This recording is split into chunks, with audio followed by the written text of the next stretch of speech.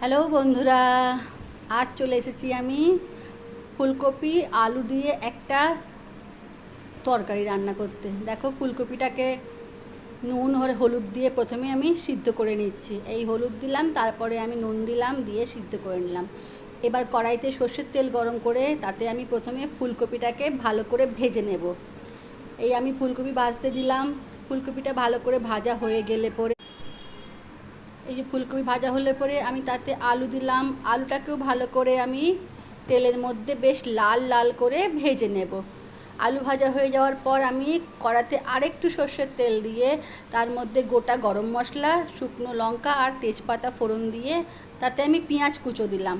পেঁয়াজটাকে ভালো করে তেলের মধ্যে ভেজে একটা মশলা বানিয়ে রেখেছিলাম, সেই মশলাটা দিলাম। মশলার মধ্যে ছিল আদা, রসুন, জিরে, হলুদ, লঙ্কা মিক্স করা ছিল।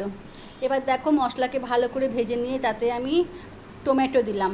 টমেটোকে ভালো করে ভেজে নিয়ে নুন দিয়েছিলাম, নুনের সাথে টমেটো গলে গিয়েছিল। এবার তাতে আমি ভেজে রাখা ফুলকপি আর আলু দিলাম। আলু আর ফুলকপি সিদ্ধ হয়ে গেলে পরে ওপর থেকে কাঁচা লঙ্কা কুচো আর ধনেপাতা ছড়িয়ে আমি আমার ফুলকপি আলুর রসা বলো বা শুকনো কোনো তরকারি বলো, যেটা লুচি পরোটার সাথে খেতে ভালো লাগবে, এই হলো আমার তরকারি। তোমরা বানিয়ে দেখো, ভালো লাগবে।